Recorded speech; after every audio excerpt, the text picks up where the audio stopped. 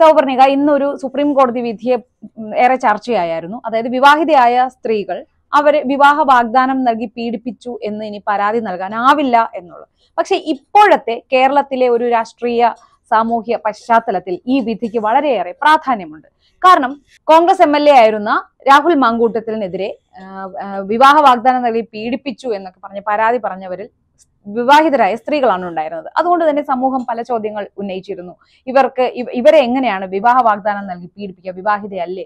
അവർ ഭർത്താവുമായി അകന്നു കഴിയുകയാണോ? എന്നൊക്കെയുള്ള ഒരുപാട് ചോദ്യങ്ങൾ ഉയർന്നിരുന്നു. ആ ചോദ്യങ്ങൾക്കുള്ള ഒരു ഉത്തരമാണോ ഈ സുപ്രീം കോടതി വിധി എന്ന് നമ്മൾ ആലോചിക്കുമ്പോൾ അവിടെ തുടങ്ങുന്നു വീണ്ടും ചർച്ചകൾ പല വിധത്തിൽ. അപ്പോ ഒരു വിഭാഗം വാദിക്കുന്നുണ്ട്, ഇപ്പോ ഭർത്താവിനോടൊത്ത് ജീവിക്കുന്നുണ്ട്, അപ്പോ ഒരു നോർമൽ ലൈഫ് അവർക്ക് അവിടെ ലഭിക്കുന്നില്ല. അതായത് ഒരു ഭർത്താവിൽ നിന്ന് ലഭിക്കേണ്ട സ്നേഹവും പരിചരണവും ഒന്നും ലഭിക്കാത്ത ഒരു സ്ത്രീക്ക് അവരെന്നും അവരുടെ ലൈഫ് ഇങ്ങനെ സാക്രിഫൈസ് ചെയ്ത് കിടക്കേണ്ട ആവശ്യമുണ്ടോ? അവർക്ക് മറ്റൊരു സേഫ് ആയിട്ടുള്ള ഒരു ബന്ധം കിട്ടിയാൽ അവർ ആ ബന്ധത്തിൽ പോകോ. പക്ഷെ പിന്നെ വിവാഹ വാഗ്ദാനം പീഡിപ്പിച്ചു എന്ന് പറഞ്ഞ് പരാതി പറയരുത് എന്നല്ലേ സുപ്രീം കോടതി പറഞ്ഞിട്ടുള്ളത്. അവരുടെ സ്വന്തം റിസ്കിൽ പോവുക, കിട്ടുന്നത് വാങ്ങിച്ചുകൊണ്ട് വീട്ടിലിരിക്കുക എന്ന് മാത്രമാണ് പിന്നീട് ആ വിഷയത്തിൽ പരാതിയുമായി പോവാൻ. അപ്പൊ ഇപ്പൊ സ്വാഭാവികമായിട്ട് ഇവിടെ ഉയരുന്ന ഒരു ചോദ്യം എന്ന് പറയുന്നത്, അങ്ങനെ ഒരു വിവാഹ ബന്ധത്തിലിരിക്കുന്ന, ഇപ്പൊ ഇത് സ്ത്രീകളെ കുറിച്ചാണ് ഈ പറഞ്ഞിരിക്കുന്നത്, നേരത്തെ ഉള്ളതിലൊക്കെ പുരുഷനെതിരെ നടപടി ഉണ്ടാവും, പക്ഷെ സ്ത്രീ അതിന്റെ സേഫ് ആവുന്ന തരത്തിലായിരുന്നു നിയമവും എല്ലാം ഉണ്ടായിരുന്നത്.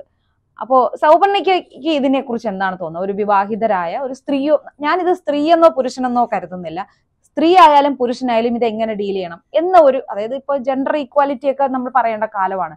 സ്ത്രീയും പുരുഷനും ജോലി ചെയ്യുന്നുണ്ട്, പുരുഷന്മാർ ഇപ്പൊ പൊതുവെ ജോലി കുറവാണെന്നാണ് റിപ്പോർട്ടുകൾ സൂചിപ്പിക്കുന്നത്. അപ്പൊ എന്തോ എനിവേ, അപ്പൊ സ്ത്രീ ആയാലും പുരുഷനായാലും ഇത് എങ്ങനെ അവർ ഈ ഒരു വിധിയെയും ഇത് വെച്ച് ഒന്ന് ആ കാഴ്ചപ്പാടിനെ കുറിച്ചൊന്ന് പറയാം. അല്ല ചേച്ചി, ഞാൻ ഈ വിധിയെ സ്വാഗതം ചെയ്യുന്നു, അല്ലെങ്കിൽ ഈ വിധി അംഗീകരിക്കുന്നു. ഞാൻ കാര്യം മറ്റൊന്നുമല്ല, ഈ പറയുന്ന പോലെ ഒരാൾ വിവാഹം കഴിച്ചു, അല്ലെങ്കിൽ രണ്ടുപേർ തമ്മിൽ വിവാഹം കഴിക്കുന്നു, പിന്നീട് അവർക്ക് ആ ബന്ധം തുടരാൻ താല്പര്യമില്ല എങ്കിൽ അവർ ഡിവോഴ്സ് ചെയ്യുക, അല്ലെങ്കിൽ അവർ സെപ്പറേറ്റ് ആവുക, എന്നിട്ട് മറ്റൊരാൾക്കൊപ്പം പോവുക. അതാണ് അന്തസ്. അതാണ് ചെയ്യേണ്ടത്. അല്ലാതെ ഈ ഏതെങ്കിലും ഒരു റീസന്റെ പേരിൽ അവർ ആ ബന്ധത്തിൽ തന്നെ തുടരുകയും, ഇപ്പൊ എനിക്കൊരു പാർട്ണർ, ഞാൻ ഒരാളെ വിവാഹം ചെയ്യുന്നു, എനിക്ക് ആ ബന്ധത്തിൽ തുടരാൻ, അല്ലെങ്കിൽ ആ വ്യക്തിക്ക്, എന്റെ പാർട്ട്ണർക്ക് ഞാനുമായി മുന്നോട്ട് പോകാൻ ആകുന്നില്ല എന്ന സാഹചര്യം വരുന്നു. പക്ഷെ എന്തൊക്കെയോ കാരണങ്ങൾ കൊണ്ട് ഞങ്ങൾക്ക് രണ്ടുപേർക്കും സെപ്പറേറ്റ് ആവാൻ പറ്റുന്നില്ല. അങ്ങനെ ആവുമ്പോൾ മേ ബി എന്റെ ഉള്ളിലൊരു ഹോപ്പ് ഉണ്ടായിരിക്കും, നാളെ ഇത് ശരിയാകുമെന്ന്. ആ സമയത്ത് ആ ആൾ മറ്റൊരാൾക്ക് വിവാഹ വാഗ്ദാനം നൽകി ഇതുപോലൊരു കേസ് വരികയാണെങ്കിൽ ഞാൻ മാനസികമായി തകരും. യഥാർത്ഥത്തിൽ ആ വിഷയത്തിൽ ഇരയാകുന്നത് ഞാനാണ്, അല്ലാതെ ആ വിവാഹ വാഗ്ദാനം നൽകി റേപ്പ് ചെയ്യുക, അല്ലെങ്കിൽ വിവാഹ വാഗ്ദാനം നൽകി ഒരാളെ പറ്റിക്കുകയോ ചെയ്യുമ്പോൾ യഥാർത്ഥ ഇര അവരല്ല. കാര്യം അവരുടെ സമ്മതപ്രകാരമാണ് ഇവർ ഏത് തരത്തിലുള്ള ബന്ധത്തിൽ ഏർപ്പെടുന്നത്. പക്ഷെ ഇവിടെ ഹോപ്പുമായി നിന്ന്, അല്ലെങ്കിൽ അവിടെയും പറ്റിക്കപ്പെട്ടത് ഞാനാണ്. അപ്പൊ ഞാനായിരിക്കും ആ കേസിൽ ഇരയാകുക എന്നാണ് ഞാൻ വിശ്വസിക്കുന്നത്. ഇത് ഞാനൊരു കാര്യം, ഈ വിവാഹ ജീവിതങ്ങൾ ഇപ്പൊ ഇവിടെ എല്ലാവരും പറയുന്ന ഈ ഫാമിലി എന്ന് പറയുന്ന ഒരു സെറ്റപ്പാണ് ഏറ്റവും മോശം, മനുഷ്യർക്ക് ഒരു സ്വാതന്ത്ര്യം കൊടുക്കാത്തത് എന്നൊക്കെ പറയുന്നുണ്ട്. ഒരിക്കലും അങ്ങനെയല്ല. ഫാമിലി സെറ്റപ്പ് എങ്ങനെയാണ് വരുന്നത്? ഇപ്പൊ ഇവിടെ രണ്ട് വ്യക്തികൾ തമ്മിൽ വിവാഹിതരാകുന്നത് എങ്ങനെയാണ്? കുടുംബങ്ങൾ തമ്മിൽ ആലോചിച്ചിട്ട്, ഇപ്പൊ അതായത് അറേഞ്ച്ഡ് മാരേജിന്റെ കാര്യത്തിൽ സാമ്പത്തിക കാര്യങ്ങൾ നോക്കും, കുടുംബ മഹിമ നോക്കും, ജാതകം നോക്കും.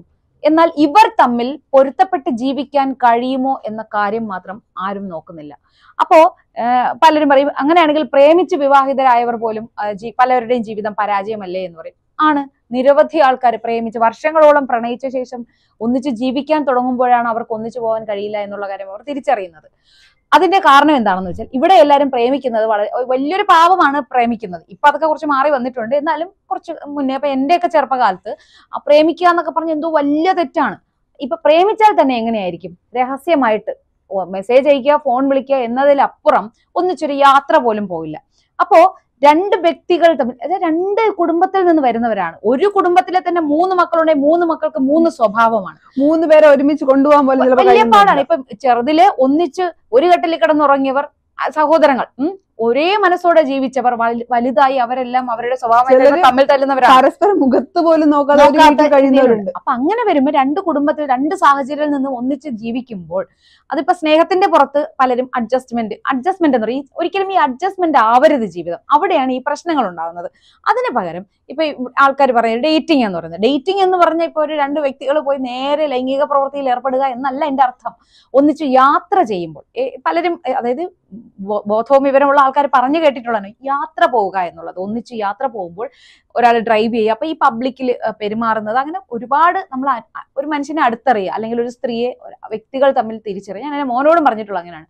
ഒരു വർഷമെങ്കിലും നിങ്ങൾ ഒന്നിച്ച് അങ്ങനെ യാത്രകളൊക്കെ പോയി അറിഞ്ഞതിന് ശേഷം രണ്ടുപേർക്കും ഓക്കെയാണ്, രണ്ടുപേർക്കും ഓക്കെ. ഇപ്പൊ ആണ് പറയാണ് എനിക്ക് ഇവിടെ ഓക്കെയാണ്, പോരാ, പെണ്ണിന് തിരിച്ച് ആ ആണും ഓക്കെ ആവണ്ടേ.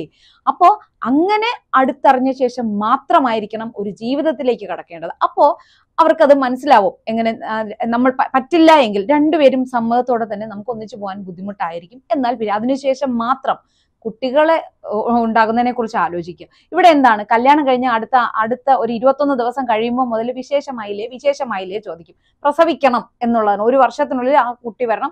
ആ കുട്ടി വന്നു കഴിയുമ്പോൾ അതിനൊരു കൂട്ട് വേണ്ടതിന് രണ്ടാമത്തെ കുട്ടിയും അടുത്ത വർഷം ഉണ്ടാകണം. ഇതൊക്കെയാണ് ഇവിടുത്തെ ഓരോ രീതികൾ.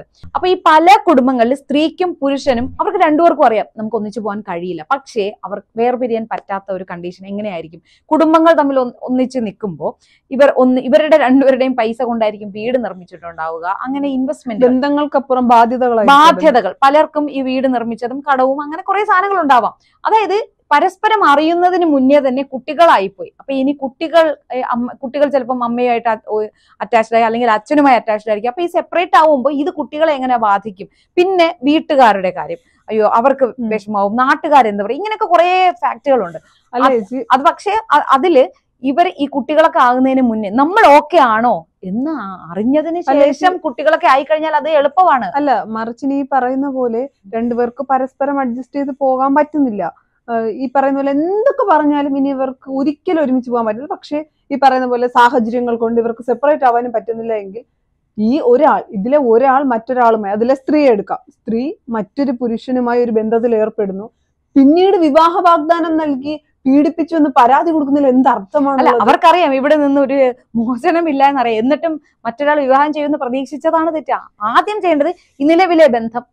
അല്ല ചേച്ചി, എന്റെ ഒരു അഭിപ്രായത്തില് ഈ പറയുന്ന പോലെ ഒരു സ്ത്രീ ഈ പരാതി കൊടുക്കുന്നു, അല്ലെങ്കിൽ ഈ വിവാഹ വാഗ്ദാനം നൽകി പറ്റിച്ചു എന്ന് പറയുന്നു, നിലവിലൊരു ഭർത്താവ് ഉണ്ടെങ്കിൽ ആദ്യം പരാതി കൊടുക്കേണ്ടത് ആ ഭർത്താവ് ഭാര്യയുടെ പേരിലായിരിക്കണം. ഇപ്പൊ ഈ അടുത്ത ദിവസം ഒരു സംഭവം ഉണ്ടായല്ലോ. ഇപ്പൊ ഈ നടക്കുന്ന വിഷയത്തില് രാഹുൽ മങ്കൂട്ടത്തിനെതിരെ പരാതി പറഞ്ഞ ഒരു പെൺകുട്ടി ഉണ്ടായിരുന്നു. ആ പെൺകുട്ടിയുടെ ഭർത്താവ് ഒരു വാർത്താ സമ്മേളനം നടത്തിയായിരുന്നു. അതിൽ അയാൾ രാഹുലിനെതിരെയാണ് പരാതി നൽകുന്നത്. അയാൾ എന്തിനാണ് രാഹുലിനെതിരെ പരാതി നൽകുന്നത്? അത് എനിക്കും അത് എന്ത് വിഡ്ഢിത്തമാണ് അയാൾ ചെയ്തത്? അയാൾക്ക് ലീഗലി അയാളുടെ ഭാര്യയെ ഒഴിവാക്കുക, അവർക്ക് ഒന്നിച്ച് ജീവിക്കാൻ കഴിയില്ലെങ്കിൽ. ഇപ്പൊ രാഹുലല്ല, വേറെ ആരും ആയിക്കോട്ടെ, ഈ പറയുന്ന പോലെ ഒരു പെൺകുട്ടിയെ പിടിച്ചുകൊണ്ടുവന്ന്, അല്ലെങ്കിൽ ഒരു സ്ത്രീയെ, വിവാഹം കഴിക്കാത്ത ഒരു സ്ത്രീയെ അല്ലെങ്കിൽ വിവാഹം കഴിക്കാമെന്ന് പറഞ്ഞ് റൂമിലേക്ക് കൂട്ടിക്കൊണ്ട്, എന്റെ ഒരു അഭിപ്രായത്തിൽ, പേഴ്സണൽ അഭിപ്രായത്തിൽ ഈ പറയുന്ന ഒരു കേസും ഈ പറയുന്ന പോലെ എന്താണ്, സ്ത്രീയെ കല്യാണം കഴിക്കാത്തൊരു സ്ത്രീയാണ്, അല്ലെങ്കിൽ ഒരു പെൺകുട്ടിയെ, രാഹുൽ ആയിക്കോട്ടെ മറ്റാരും ആയിക്കോട്ടെ, വിവാഹ വാഗ്ദാനം നൽകി പീഡിപ്പിച്ചിട്ട് പിന്നീട് അവർ പരാതിയുമായി ഒരു വർഷം കഴിഞ്ഞ് വരുമ്പോൾ അതിനർത്ഥമില്ല. ഒന്നെങ്കിൽ അവർ ആ സമയത്ത് പരാതി കൊടുക്കുക, അത് ആ ഒരു സംഭവം കഴിഞ്ഞ്, അല്ലെങ്കിൽ ചതിച്ചു, എന്നെ പറ്റിച്ചു എന്ന് എനിക്ക് തോന്നിയാൽ ആ സമയത്ത് ഞാൻ പരാതി കൊടുക്കാൻ തയ്യാറാകണം. അല്ലാതെ ഒരു വർഷം കഴിഞ്ഞിട്ടല്ല വീണ്ടും പരാതിയുമായി വരേണ്ടത്. പിന്നെ ഈ പറയുന്ന പോലെ ഗർഭചിത്രം നടത്താൻ നിർബന്ധിച്ചു എന്നൊക്കെ പറയുമ്പോൾ നമ്മളെല്ലാവരും എത്ര മോഡേൺ ആയി എന്ന് പറഞ്ഞാലും, അല്ലെങ്കിൽ 21ാം നൂറ്റാണ്ടാണെന്ന് പറഞ്ഞാലും, കല്യാണത്തിന് മുൻപ് ഒരു പെൺകുട്ടി പ്രഗ്നന്റ് ആയാൽ അംഗീകരിക്കുന്ന സമൂഹം അല്ലല്ലോ നമ്മുടേത്. അല്ല, സമൂഹം അംഗീകരിക്കോ ഇല്ലയോ എന്നുള്ളത് രണ്ടാമത്തെ കാര്യം. അവർക്കത് അംഗീകരിക്കാൻ പറ്റുമോ? ഇപ്പൊ അങ്ങനെ ഒരു ബന്ധത്തിൽ പോയി കുഞ്ഞിനെ ഗർഭിണിയാവുകയാണെങ്കിൽ അതിന്റെ ഫുൾ ഉത്തരവാദിത്വം സ്വന്തമായി ഏറ്റെടുക്കാൻ ഉറപ്പുണ്ടാവും. ആ പറയുന്ന പുരുഷൻ ആരോ ആവട്ടെ, അവൻ കളഞ്ഞിട്ട് പോയാലും ഞാൻ എന്റെ കുഞ്ഞിനെ വളർത്തുന്നുള്ള ആർജവം ഒന്നെങ്കിലും. അല്ല, ഇതിലൊക്കെ ഇപ്പൊ ഇങ്ങനെ ഒരു ബന്ധത്തിലൊക്കെ പെടുമ്പോൾ അതിന്റെ ഫുൾ ഉത്തരവാദിത്വം സ്വന്തമായിട്ട് ഏറ്റെടുക്കണം. ഇതിലെന്തെങ്കിലും പറ്റിയാൽ അത് ഞാൻ സഹിച്ചോളാം, ആ ഒരു ഉത്തരവാദിത്വത്തോടെ ഇതിലൊക്കെ നോക്കിയും കണ്ടുമൊക്കെ നിൽക്കുക. ആൾക്കാര് പലരും അപ്രോച്ച് ചെയ്യും, അപ്പോൾ അത് ആരാ എന്താ എന്നുള്ളതൊക്കെ അന്വേഷിച്ചു. പിന്നെ ഈ രഹസ്യ ബന്ധത്തിന്റെ ഒരു പ്രത്യേകതയാണ്. രഹസ്യ ബന്ധം എന്ന് പറയുമ്പോൾ ഒരാളോട് രഹസ്യമായി അടുപ്പത്തിലാവുന്നു, നീ ആരോടും പറയരുത്. നേരിട്ട് കുറെ ആൾക്കാരുടെ കഥകൾ കേട്ടിട്ടുള്ളതുകൊണ്ട് പറയാണ്, ആരോടും പറയരുത് എന്ന് പറയുന്നത് എന്തിനാ? ഇതിന്റെ അടുത്ത കൂട്ടുകാരിയോടും ചിലപ്പോൾ ഇതേ ബന്ധം ഉണ്ടാവും. അപ്പൊ ഇവര് പരസ്യമാക്കിയാലല്ലേ ഇതെല്ലാരും അറിയുള്ളൂ. 5 പേരോട് ബന്ധം വെച്ചിരുന്നാലും ഇത് പുറത്തറിയരുത് എന്നുള്ള ഒരു പ്ലാനോട് അത് ആരോടും പറയരുത് എന്ന് പറഞ്ഞ് ആദ്യം അതാണ് ബ്രേക്ക് ചെയ്യേണ്ടത്. എല്ലാരോടും പറഞ്ഞുകൊണ്ട് പരസ്യമായ ബന്ധം. അല്ലെ ചീനി, ഇപ്പോ ഈ പറയുന്ന പോലെ വിവാഹ വാഗ്ദാനം നൽകിയ ഒരു സ്ത്രീയെ, വിവാഹം കഴിച്ച ഒരു സ്ത്രീയെ വിവാഹ വാഗ്ദാനം നൽകി പറ്റിച്ചു എന്ന് പറഞ്ഞൊരു കേസ് വന്നാൽ, അല്ലെങ്കിൽ വിവാഹ വാഗ്ദാനം നൽകി റേപ്പ് ചെയ്തു എന്നൊരു കേസ് വന്നാൽ, ആദ്യം കോടതി കേസ് എടുക്കേണ്ടത് ആ പരാതിക്കാരിയുടെ പേരിലായിരിക്കണം. പിന്നൊരു കാര്യം, അവരെങ്ങനെയാണ് അതിജീവിതം? മറ്റൊരു കാര്യം, ഈ റേപ്പ് എന്ന് പറയുന്ന ആ വാക്കിന് ഇവർ പറയുന്ന ആ ചെറിയ അർത്ഥമല്ല ഉള്ളത്. അത് അത് ഈ വാക്ക് 4 അക്ഷരം RAPE എന്ന് പറയുന്ന ആ വാക്കിന്റെ അർത്ഥം എന്ന് പറയുന്നത് വളരെ വലുതാണ്. ഒരു പെണ്ണിന്റെ ജീവിതം മുഴുവൻ ആ വാക്കിലുണ്ട്. അറിവ് വെക്കുന്നതിന് മുന്നേ ഒരു പ്രായത്തിൽ ഒരു പെൺകുട്ടി, അറിവ് വെക്കുന്ന മീൻസ് ഇപ്പൊ 18 വയസ്സായാൽ പോലും, അല്ലെങ്കിൽ പോട്ടെ ഏതൊരു പ്രായത്തിലായാലും ഒരു സ്ത്രീയെ റേപ്പ് ചെയ്യപ്പെട്ടാൽ അതിൽ നിന്ന് മോചിതയാവാൻ ഒരു പെണ്ണിന് ഒരുപാട് സമയമെടുക്കും. ഇനി എത്രയൊക്കെ നമ്മള് അതിനെ മാറാൻ നമ്മൾ കൗൺസിലിങ്ങിന് പോയാലോ എന്തൊക്കെ ചെയ്തിട്ടുണ്ടെങ്കിലും ശരി, ഈ ഒരു റേപ്പ് അറ്റംപ്റ്റ് ഉണ്ടായ സ്ത്രീകൾ പോലും വിവാഹ ജീവിതത്തിൽ അനുഭവിക്കുന്ന ബുദ്ധിമുട്ടുകൾ എത്ര ആൾക്കാർ സ്ത്രീകളുണ്ടെന്ന് ആ ഒരു ഷോക്കിൽ നിന്ന് മോചിതരാവാത്ത. അപ്പൊ ഈ റേപ്പ് ചെയ്യപ്പെട്ടു എന്ന് വിവാഹിതരായ സ്ത്രീകൾ അവരെ ചെന്ന് കയറിക്കൊടുത്തിട്ട് റേപ്പ് ചെയ്യപ്പെട്ടു എന്ന് പറയുമ്പോൾ യഥാർത്ഥത്തിൽ ആ വാക്കിന്റെ അർത്ഥമാണ് ഇവിടെ ഇല്ലാതാകുന്നത്. അതിന് ഇരയായ സാധു സ്ത്രീകൾ, പെൺകുട്ടികൾ ഒരുപാട് ഈ നാട്ടിൽ. ഇവരൊക്കെ എങ്ങനെ അതിജീവിതമാരാകും? എനിക്ക് ഇപ്പോഴും മനസ്സിലാകത്തില്ല. പരാതിക്കാരികൾ നമ്മൾ അതിജീവിതയെ വിമർശിച്ചു എന്ന് പറഞ്ഞ് നമുക്കെതിരെയും ചിലപ്പോൾ നടപടി ഉണ്ടാവും. എന്തുകൊണ്ടാണെന്ന് അറിയാമോ? ഇതിനൊക്കെ പിന്നിൽ ചില രാഷ്ട്രീയ ഗൂഢലക്ഷ്യങ്ങളുള്ളതുകൊണ്ട് മാത്രമാണ്. ഇവരാരും തന്നെ അതിജീവിതമാരല്ല. കഴിഞ്ഞ ദിവസം ഈ പറയുന്ന റിപ്പോർട്ടറിൽ അരുൺ പറഞ്ഞൊരു വാക്കുണ്ട്, ഞങ്ങളെപ്പോഴും ഇരകൾക്കൊപ്പമാണ്. ഇവരൊന്നും യഥാർത്ഥത്തിൽ എങ്ങനെയാണ് ഈ ഇരകൾ? നീതിക്കൊപ്പം എന്നാണ് പറയേണ്ടത്, ഇരകൾക്കൊപ്പം. ഒരു സ്ത്രീ ഒരു പുരുഷനെതിരെ വ്യാജ പരാതി കൊടുത്താൽ അവിടെ ഇര ആരാ? പുരുഷനാണ്. സ്ത്രീയെന്നോ പുരുഷനെന്നോ ഇല്ലേ? ചെറിയ ആൺകുട്ടികളെ, എത്രയോ പീഡനത്തിനിരയായ ആൺകുട്ടികളുണ്ട്. ഇപ്പൊ നമ്മൾ പെൺകുട്ടികളുടെ കാര്യമാണ് പൊതുവെ റേപ്പിൽ പറയുന്നത്. ചെറിയ ആൺകുട്ടികളെ ശാരീരികമായി സെക്ഷലി അബ്യൂസ് ചെയ്യുന്ന ആൾക്കാരുണ്ട്. ആ ആൺകുട്ടികൾ അനുഭവിക്കുന്ന ട്രോമ എന്താണെന്നും അവരുടെ ലൈംഗിക ജീവിതത്തിൽ ഉണ്ടാകുന്ന വൈകൃതങ്ങൾ, അവരനുഭവിക്കുന്ന ഫേസ് ചെയ്തിട്ടുള്ള ഒരുപാട് കാര്യങ്ങളുണ്ട്. ഈ ആൺകുട്ടികളുടെ കൂടെ ജീവിക്കേണ്ടി വരുന്ന സ്ത്രീകൾ അനുഭവിക്കുന്ന ബുദ്ധിമുട്ട്, ഇതൊക്കെ ഇവരൊക്കെ ഈ വന്നിരുന്ന് വെറുതെ ഇങ്ങനെ റേപ്പ് ചെയ്യപ്പെട്ടു എന്ന് പറഞ്ഞ് ഗർഭം അലസിപ്പിച്ചു എന്നൊക്കെ ഇവരുടെ ശരിക്കും പറഞ്ഞ് ഇവരുടെയൊക്കെ കുത്തിക്കഴപ്പ് കാരണം ചെന്ന് ചാടിക്കൊടുത്തിട്ട് ഇതൊന്നും പറയുന്നതിനോട് യാതൊന്നും യോജിക്കാൻ. കാരണം റേപ്പ് എന്താണെന്നുള്ളതിന്റെ യഥാർത്ഥ മുഖം എത്ര ക്രൂരമാണ്, എത്ര ദയനീയമാണ് എന്നുള്ളതൊക്കെ ഇവർക്ക് അറിയാത്തത് കൊണ്ടാണ്. അപ്പോ പറയാം അവരെ നമ്മൾ അപമാനിക്കുന്നു.